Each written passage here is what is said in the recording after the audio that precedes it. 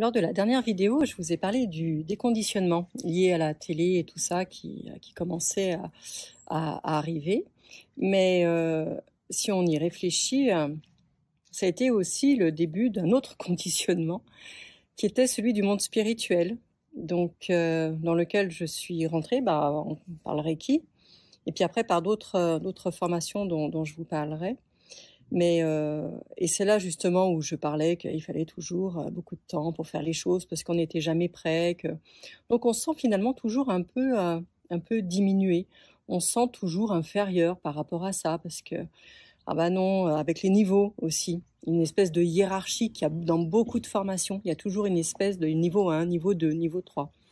Comme si on n'était jamais prêt et que de toute façon on n'y sera jamais.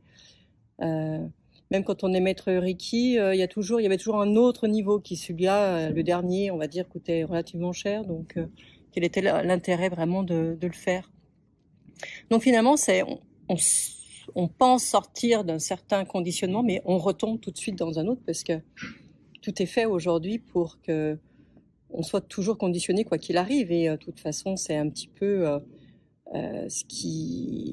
l'expérience que nous sommes venus faire ici aussi. Hein. Donc tout ça, c'est complètement logique. Aujourd'hui, je l'ai bien compris. Mais à l'époque, c'est vrai que c'est là où j'ai commencé. Alors certainement que je l'ai toujours fait, mais là, ça a été flagrant à me comparer. C'est-à-dire que lorsque j'ai fait la com animale, lorsque j'ai commencé par le Reiki, il y avait toujours des personnes, toujours dans le groupe, qui sont déjà tombées dedans petit, alors où c'est très facile, où ils voient beaucoup de choses, où ils ont beaucoup de sensations, où ça marche tout de suite. Et puis vous êtes là, vous dire bah non, mais moi je vois pas, moi j'entends rien, je vois rien, voilà. C'était toujours comme ça. Donc finalement, vous êtes dans une espèce de spirale où on commence, mais on n'est jamais satisfait finalement. Il y a quand même une grosse frustration parce qu'on aimerait voilà y arriver tout de suite et tout. Donc on se met une espèce une performance. On aimerait voilà faire mieux et du coup il y a beaucoup de pression. Et ça c'est complètement du conditionnement quoi. Complètement. C'est-à-dire la comparaison, faire mieux que l'autre, voilà pour être connu, pour se savoir exister, pour se savoir aimer. Hein, donc voilà. Donc finalement, le conditionnement, vous le lâchez d'un côté, mais de l'autre côté, il vous rattrape, quoi qu'il arrive. En tout cas, voilà. Donc ça, c'est fait 2018-2019 où j'ai continué, on va dire, à faire les formations Reiki à tous les niveaux. Hein. Et puis plus on avançait dans les niveaux finalement, et puis plus on faisait appel, on va dire, à l'extérieur parce qu'on faisait appel à ce qu'on appelle dans le jargon de la spiritualité tout ce qui est maître, hein, les maîtres ascensionnés ou voilà, ou les guides, voilà, vous les appelez comme vous voulez. Mais et c'est là aussi où je me suis posé la question parce que tout le monde disait, en plus tout le monde a le même discours en disant vous avez tout en vous et tout vient de vous et tout. Je dis ah oui ok, mais pourquoi est-ce qu'on fait appel à d'autres personnes alors? Oui mais bon c'est des énergies que tu as en toi. Bah oui, alors pourquoi on les appelle autrement?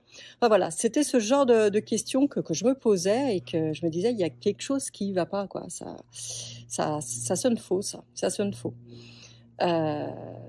Voilà, et puis sinon par rapport à la com animale, ce que je voulais rajouter, c'était que alors c'est vrai que je pratique plus aujourd'hui parce que on le fait différemment avec Véronique, hein, on parle à la conscience, donc c'est différent, c'est pas le corps physique, même si voilà, c'est la même chose, hein, on est d'accord. Mais c'est vrai que j'ai fait une expérience, je suis partie au Kenya faire de la com animale. Je lui fais un peu de pub, c'est avec Astrid Clavé, hein, qui organise des séminaires de com animale là-bas. Alors en visio, mais aussi en présentiel, chez elle, dans sa ferme, à Moringa Farm. Je crois que c'est ça, je n'aurais pas déformé.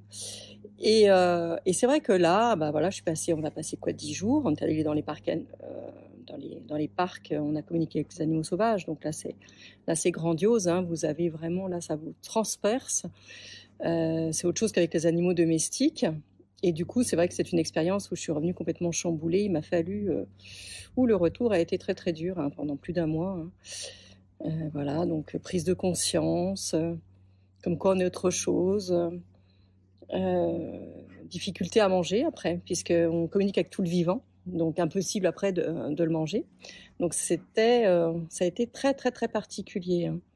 Donc il faut être prêt, il faut être préparé à ça, à des grands bouleversements comme ça, énergétiques. Je sais pas trop vraiment ce qui s'est passé et voilà. Ça a quand même été, un grand bouleversement, dans ma vie, hein, par la suite. Voilà, donc c'est pour ça que je voulais revenir, quand même sur la com animal, parce que c'est un épisode, qui était très important et puis, je continue, la prochaine vidéo sur, les autres formations que j'ai faites.